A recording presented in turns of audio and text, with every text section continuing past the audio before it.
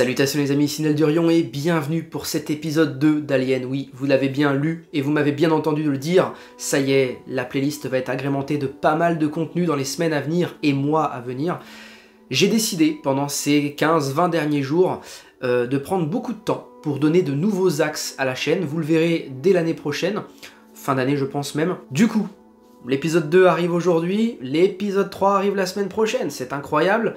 Franchement, je suis très content d'avoir pris ce temps à la réflexion, c'était nécessaire, et je souhaite réellement que ma chaîne soit complètement motorisée par Alien. Alors, l'épisode 1, j'espère que vous l'avez bien en tête, parce qu'aujourd'hui, nous allons aborder la suite, mais pas la fin, de l'histoire de Newt et X. Alors Newt, je vous le rappelle, son prénom c'est Rebecca, la petite fille du deuxième film, et X, le caporal, qui est toujours caporal à l'heure où je parle, pour cette histoire-là en tout cas, au grade de caporal, et forcément, cette histoire, moi, elle me tient beaucoup à cœur parce que le troisième film Alien, quand il a vu le jour au cinéma en 92, ça a complètement annihilé tout ce qui a été fait en comics. Donc, la plupart des comics chez Dark Horse à ce moment-là ont été réédités en changeant les noms des personnages, ça je vous l'ai expliqué dans les épisodes précédents, et puis nous avons eu de nouveaux comics avec deux nouveaux personnages qui sont à l'identique niveau faciès, avec des noms différents,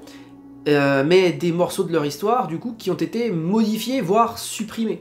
Et dans cet omnibus Panini, qui est extrêmement bon, nous avons les histoires originales, avant modification. Donc il faut lire ça en considérant que le troisième film n'a jamais existé. Et c'est très important de l'aborder en ce sens, parce que finalement, on prend une direction que je trouve beaucoup plus intéressante que celle proposée par le troisième, puis le quatrième film. Donc, vous et moi, à nouveau, on fait fi de ce qui s'est passé au cinéma. Alien, le 8e passager, et Aliens, le retour, sont les seuls films à avoir existé. Aujourd'hui donc, on aborde les 4 issues qui vont faire la suite, vraiment au lendemain, de ce qui s'est passé dans les 6 premières issues que je vous ai présentées dans l'épisode 1, à savoir la première série Alien en comics, de 1986 à 1988. Aujourd'hui, on est sur 1988-89, et ainsi de suite, au rythme de parution des issues aux États-Unis, et vous verrez qu'à l'issue de ce que je suis en train de vous dire, il y a encore une suite avec un titre un peu différent, Guerre pour la Terre. Voilà, et vous le comprendrez très vite pourquoi ce sous-titre, au fil de ce que je vais vous dire maintenant. Bien évidemment, si vous êtes là, je considère que le spoil ne vous dérange pas, ou bien que de toute façon vous connaissez déjà ce qui s'est passé, et dans ces deux cas, vous êtes les bienvenus pour la suite. Forcément, si vous souhaitez lire ça par vous-même, j'entends par là les 6 premières issues que j'ai présentées précédemment et les 4 qui vont suivre aujourd'hui, allez-y foncez, surtout que, pour le coup, c'est hyper intéressant. Là, le dessin, il est intemporel, c'est de la peinture numérique, le bordel. Je trouve que, déjà, Mark Verheiden au scénario continue de faire un travail qui est bluffant, et là, au dessin, Denis Beauvais, qui s'occupe de tout, parce que même la coloration, c'est lui, c'est de la peinture. Franchement, c'est extrêmement rare de voir un tel style dans les comics, ce truc de peinture numérique, je l'appelle comme ça, peut-être que c'est pas du tout le terme approprié, je ne suis absolument pas spécialiste dans les techniques de dessin de toute manière, mais franchement, ça envoie super sévère. Et ça profite énormément à l'immersion, je vais pas vous le cacher, vous verrez que, je spoil un peu, mais la suite des aventures de Newt et X dans ce qui arrivera sur la chaîne prochainement, le 3e arc scénaristique des protagonistes, eh bien, le dessin a pris cher. Le dessin a pris très très cher. Guerre pour la Terre, chapitre 1, j'ai pris une claque, mais pas dans le bon sens. Mais ça, c'est pas grave. Moi, vous le savez, c'est ce que ça raconte qui importe. Évidemment, le dessin contribue à l'immersion, et je le rappelle, dans ce 2e arc scénaristique, oh putain, on y est à fond les ballons. J'ai vraiment dit à fond les ballons en 2023. Boomer Inside. Par conséquent, quelques petits rappels. Newt et X avaient une mission sur la planète d'origine des aliens. C'est comme ça qu'elle a été présentée. Ils ont été envoyés par le gouvernement, et Bionational, qui est un petit peu la réplique de Weyland-Yutani, a décidé d'envoyer eux aussi un vaisseau qui va les poursuivre, en mode un petit peu discret, en filature, jusqu'à cette planète, parce que leur objectif à eux est évidemment, comme la Weyland-Yutani, de ramener des échantillons, des individus aliens pour les tester, et aussi faire un petit peu d'incubation au travers d'êtres humains, hein. Ça c'était la grosse révélation du premier arc scénaristique, c'est que oui, l'alien est parvenu sur Terre, des tests sont effectués, on utilise des êtres humains comme incubateur tout simplement pour des embryons aliens, et tout ça va leur péter à la gueule sévèrement. C'est-à-dire qu'à la fin des 6 premières issues de l'arc 1, eh bien Newt et X achèvent leur mission, tant bien que mal, puisqu'ils sont aidés par l'un des ingénieurs qui est venu, ça c'est eux qui le disent, venger les siens. Hein. Vous saviez, dans Alien le 8e passager, on le voit le vaisseau, le petit donut, très caractéristique des ingénieurs. Eh bien, ce vaisseau-là abritait encore l'un des cadavres de ces ingénieurs qui avaient été chest-bustés par un alien. Et justement, là on le voit, et j'ai trouvé ça génial de faire le parallèle, on voit l'un de ses congénères venir venger finalement ce qui est arrivé à son peuple, et il éradique tous les aliens présents sur la scène de combat finale, permettant à Newt et X de s'enfuir, et Newt se révèle avoir de nouveaux pouvoirs, enfin des pouvoirs plutôt, elle devient un petit peu en pâte. Et là ça a littéralement fait écho dans mon esprit à l'un des romans que j'ai lus, c'est La Mer des Désolations, qui est le dernier roman dans la chronologie connue de l'univers Alien, c'est celui qui se situe le plus loin en fait, et on y suit un descendant de Ripley, qui est, je l'ai déjà dit tout ça, mais ça c'est du rappel, piqûre de rappel, eh bien il est en pâte, il a connaissance de ses pouvoirs, il sait les maîtriser, et en fait il arrive à ressentir les émotions des aliens, en plus de celles de ses confrères évidemment, et il arrive en fait à lire leurs intentions, et je trouve que le roman est exceptionnel. Encore une fois, je vous encourage vivement à découvrir les 3 romans sur Amazon Audible. C'est de la frappe atomique, je suis sûr qu'il y a des offres là pour Noël, foncez découvrir ça. Revenons maintenant au sujet principal, où est-ce qu'on a laissé Newt et X? Bref, après ce combat final un peu dantesque quand même, Newt a eu un petit crush avec un Marines qui était présent sur la mission, mais il faut savoir, et ça c'est vraiment le cliffhanger qui moi m'a laissé sur le carreau, parce que pour le coup je l'ai pas vu venir, et pourtant c'est une pirouette scénaristique largement utilisée dans les œuvres aliens, c'est mais qui est l'androïde? Qui est le synthétique? C'est toujours un truc récurrent dans les films, dans tous les produits dérivés aliens qui s'apprécient en tant que spectateur, c'est ça, c'est toujours ça. Et finalement, là j'ai été pris de court complètement. En fait il s'avère que l'équipe complète des Marines coloniaux qui est envoyé avec Newt et X, eh bien ce sont tous des synthétiques. Ouais. Mais des synthétiques de nouvelle génération qui sont, en fait, à qui on ne dit pas ce qu'ils sont. Vous voyez? À leur création, on leur dit rien en fait. On leur dit, allez hop, ils ont un trou de mémoire, ils savent pas ce qu'est fait leur enfance, ou du moins ils ont des images rémanentes de ce qu'elle a été, par le biais en fait tout simplement d'une injection de données en amont, lors de la création, on leur invente un passé finalement, et quand ils arrivent parfaitement à se mélanger aux êtres humains parce qu'ils pensent en être eux aussi. Et Newt tombe amoureuse de l'un de ses Marines, Butler qu'on retrouvera dans ses... c'est pour ça que j'en parle maintenant, dans les 4 issues que je vais aborder maintenant, on le retrouve, et c'est un personnage que je trouve très intéressant, et pourtant il est complètement de seconde zone. C'est vous dire à quel point le travail de Mark Verheiden au scénario, il est fantastique, parce que même ces personnages de second plan, on leur donne une âme, et pourtant ce sont des synthétiques en plus de ça, c'est ça qui est fou. Et véritablement j'ai trouvé que Newt, c'est le personnage qui prend le plus de place sur le devant de la scène par rapport à son homologue masculin, qui est le caporal X. Véritablement c'est elle, je trouve, d'ailleurs c'est souvent... elle, la voix off, sur beaucoup de pages, et toutes ses pensées sont intéressantes, il y a beaucoup de traumas liés à son passé en tant qu'enfant sur Hadley's Hope, la perte de ses 2 parents, de son frère aîné, et tout ça d'ailleurs c'est abordé dans le 2e roman, dans la chronologie des Amazon Audible Alien, et vraiment vous allez comprendre l'enfance de Newt, c'est hyper intéressant, et puis du coup ça donne aussi de la profondeur à ses parents, et ça renforce encore plus l'idée de la perte de ces derniers pour elle. Voilà, donc Rebecca, de son prénom, est vraiment au centre du récit à nouveau. Son idylle avec Butler, elle a pris un petit peu de plomb dans l'aile, je vous le cache pas. Butler, il s'est un petit peu fait découper par un alien dans le premier arc scénaristique à la toute fin, lors du combat final. Il est toujours vivant, toujours en forme. Et non, en fait, c'est juste que ça l'a déshumanisé encore plus. Déjà qu'il a pris conscience de ce qu'il était lorsqu'il s'est fait découper, parce que c'est du liquide, ce liquide blanchâtre qu'on retrouve, qui est très très notable des films aliens pour les androïdes. Et là il se rend compte de ce qu'il est vraiment, Newt se rend compte aussi, mais pour elle, étrangement, ça fait pas une grande importance, parce que ses sentiments sont sincères, et elle estime que les siens, à Butler, le sont aussi. X ne comprend absolument pas cette relation, et il est très très contre d'ailleurs, hein. Souvent il les épie, il les juge, et il se cache pas de quelques remarques auprès de Newt, ce qui renforce un petit peu cette confrontation entre les deux personnages qui pourtant, à la base, c'est le sauveur et la sauvée, pour l'histoire qui a eu lieu sur Hadley's Hope, la colonie, du deuxième film. Et encore une fois, c'est X également qui a sorti Newt de son centre psychiatrique où elle se faisait bombarder de médocs tous les jours, où elle perdait complètement la face, et puis c'était un légume en fait, c'était un légume en devenir plutôt, puisqu'il l'a sorti à temps. Donc en fait on a vraiment cette relation, hein, sauveur, sauvé, et pourtant, toutes ces petites choses, ces confrontations, ça les garde unis. Et jusqu'à arriver à un certain point où ils se prennent dans les bras, et ça évidemment ça fait super plaisir, parce que c'est ce que je voulais, moi je voulais voir ça. Et ce deuxième arc scénaristique, il est fantastique sur tous les plans, puisque déjà, il y a très peu d'ellipses entre le premier arc et celui-ci.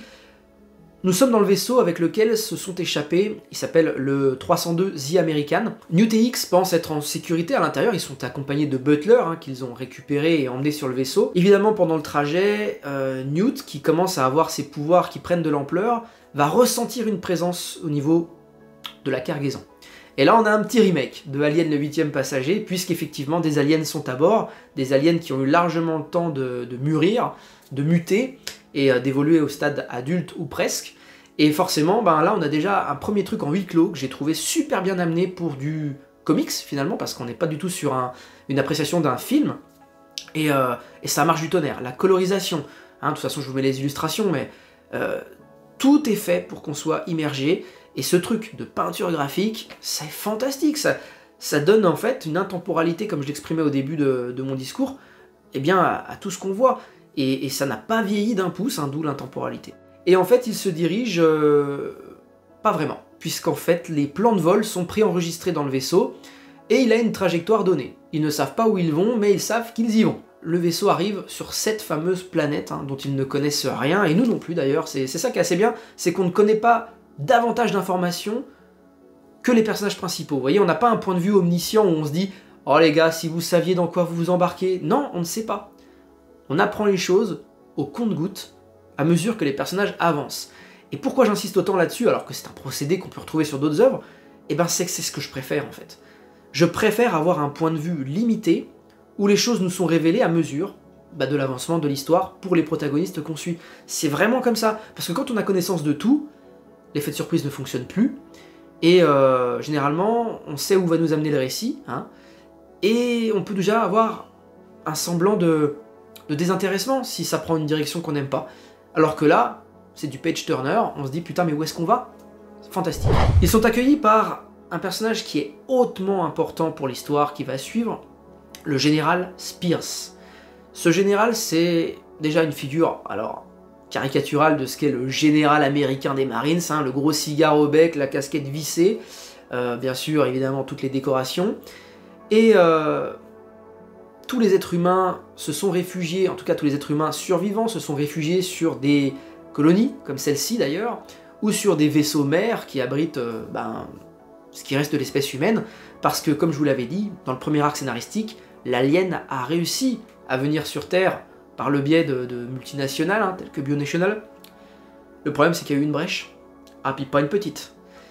Souvenez-vous, je vous en avais un petit peu parlé, il y avait des sectes religieuses qui vouaient un culte, j'allais dire un culte à l'alien, un petit peu à la manière de ce qu'on retrouve chez Lovecraft. Et je l'ai dit dans l'épisode 1, j'ai retrouvé du Lovecraft dans cette série de comics aliens.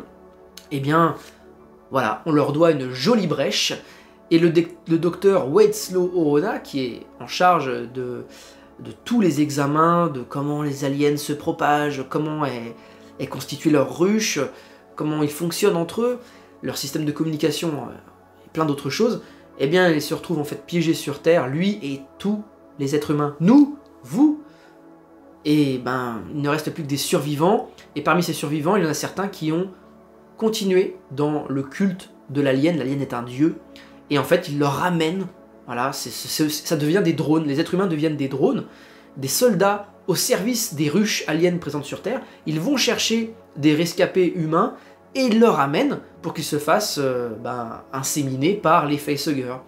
Donc j'ai trouvé ça complètement dingue, les drones, parce que ce ne sont pas des animaux les aliens, hein, ils ont vraiment tout un système de réflexion et tout. Ils comprennent que ces humains travaillent pour eux. Du coup ils ne les attaquent pas, et j'adore le concept. NewTX arrive sur cette planète, le décor est planté, le général Spears a tout un laboratoire alien à son bord, et son objectif c'est de constituer une armée, encore une fois. Et là on se dit, putain, le mec là il a les moyens de le faire. Comment il va s'y prendre? Eh ben c'est hyper malin. Le type, en fait, il prend la reine alien, il la met dans une cage, il prend un être humain, il le met dans une cage, et il y envoie l'un des enfants de l'alien, de la reine alien. À ce moment-là, qu'est-ce qui se passe? L'alien va tenter de charcuter littéralement l'être humain qui est présent dans la cage, sauf que le général Spears, en fait, va instaurer ce principe de domestication. Si jamais l'alien fait du mal à un humain, il le crame. Du coup, la reine alien, vous le savez, communique avec ses enfants par télépathie un petit peu, on pourrait dire ça comme ça, j'ai peut-être pas le mot exact, mais en tout cas, ils ont un esprit de ruche. Du coup, toute leur pensée est commune. Et du coup, deuxième tentative, l'alien n'attaque pas l'être humain, parce que la reine lui a... c'est sous-entendu, lui a dit, si tu fais ça, le général va te cramer. Voilà. Et ça fonctionne. Il arrive à domestiquer les aliens. En tout cas, il arrive à avoir un semblant de supériorité sur eux. Il arrive à leur donner des ordres. C'est ce qu'il pense. Hein. Et visuellement, ça se passe comme ça. NewTX trouve ça extrêmement dangereux. Il y a déjà quelques dissidents dans les rangs de ce général Spears. Et du coup, une mutinerie va être lancée. Incroyable. L'histoire, on se laisse porter de bout en bout par le rythme, parce que ça manque vraiment pas de rythme. Et le général, du coup, va être l'objet d'une mutinerie, mais il va s'en sortir, parce qu'évidemment, une brèche va avoir lieu, les aliens vont réussir à s'enfuir, et le général va continuer d'arriver à dominer les aliens, à leur inculquer quoi faire, mais toujours avec ce rapport à la violence et au feu. Donc il est avec son petit lance-flamme. Hein, si vous avancez sur moi, je vous crame. Par contre, si vous attaquez les gens qui sont responsables de la mutinerie, ah, là, vous aurez toutes les récompenses possibles. Et c'est comme ça que les aliens, du coup, sont dominés, domestiqués, par l'être humain, en l'occurrence le général. Et là, on arrive sur quelque chose de très intéressant, c'est que le général, dépassé par sa grandeur, en fait, le mec devient... dans sa tête, hein, parce qu'il est même perçu par certains de ses soldats, comme un dieu en fait, un dieu parmi les hommes qui a réussi à dompter l'alien, voilà, l'ennemi numéro 1 de la galaxie. Et là il se dit quoi? On va quitter la planète, retourner sur Terre avec notre petite armée alien là, alors il les a tous estampillés d'un chiffre, d'un nombre, et il se rend sur la planète Terre pour libérer ce qui reste du peuple humain du joug des aliens sur place. Le mec n'a rien compris. Parce que, aussitôt arrivé, aussitôt terminé. Sa croisade n'aura duré que quelques secondes, au moment où il sort du vaisseau pour en fait larguer son armée sur leur père, présent sur Terre. Ils se sont tous retournés contre lui, et la reine est venue se venger de ce qu'il avait fait à ses enfants. Et j'ai trouvé que la morale était fantastique. J'ai adoré. Les scènes de fin sont mémorables, et je vous invite vraiment à donner sa chance à ces vieux comics aliens. Et quoi de mieux qu'au travers de cet omnibus que nous a fourni Panini. Tout se suit chronologiquement, c'est extrêmement bien. J'ai adoré cette histoire. NewTX de leur côté ont eu beau se mettre absolument tous les moyens à disposition pour empêcher le général de mener son plan à bien. Ils ont toujours eu un coup en moins par rapport au général qui est vraiment un personnage très important dans cette histoire et qui a toujours un coup d'avance du coup sur les autres. Et j'ai trouvé que du coup Newt avait ce rapport à Butler très intéressant aussi, bien développé. Parce que ça y est, Butler se rend compte du fait qu'il n'est qu'un androïde, en plus largement diminué, parce que perte de toute toute la partie inférieure de son corps. Il n'est plus qu'un tronc finalement. Et mine de rien, c'est quand même grâce à lui qu'ils vont pouvoir s'enfuir de la planète, se lancer aux trousses du général dans l'espace. Et Butler est resté seul sur la colonie. Et on le voit sur ces dernières images au travers d'une caméra de sécurité, eh bien qu'il a tout fait pour sauver Newt et X par la même occasion, même si le rapport entre les deux hommes n'était pas fameux. Et voilà, il dit à Newt, peu importe si tout ça a été codé dès le départ ou quoi, mes sentiments pour toi ont été sincères. Et Newt, ses paroles, elles résonnent franchement encore à travers moi dans son discours. C'est que elle dit, les scientifiques qui t'ont créé, pour te faire à l'image des hommes, ils ont échoué, car tu es meilleur. Et j'ai trouvé cette phrase, c'est sur ça que j'achèverai d'ailleurs mon discours, mais lourde de sens, en fait. Vraiment lourde de sens. Parce que si vous partez sur les films de Ridley Scott, comme Alien Covenant, par exemple, qui a été extrêmement décrié, je trouve. C'est pas mon préféré non plus, je trouve que Prometheus était plus intéressant, mais Covenant, il a été créé pour apporter des réponses, mais peut-être que ces réponses, on n'était pas prêt à les avoir. Peut-être qu'on voulait pas, en fait. Et David, on en parle de David? Pas la peine. Pas la peine d'en parler, parce que c'est l'illustration de ce qu'a dit Newt, en fait. C'est que l'être humain a créé quelque chose qui lui est supérieur, en fait. Voilà. Mais est-ce que les ingénieurs, en créant les êtres humains, ont créé quelque chose de supérieur à eux? Là, par contre, moi je continue de dire que les êtres humains n'ont que rarement le bon rôle, surtout dans l'univers Alien, excusez-moi. Voilà les amis, c'était mon épisode 2 sur Alien, et j'aime autant vous dire qu'on va rapidement se retrouver pour l'épisode 3 parce que j'ai déjà des petites choses à vous présenter. Merci à tous, on se retrouve très vite, et n'oubliez pas que dans l'espace, personne ne vous entendra crier.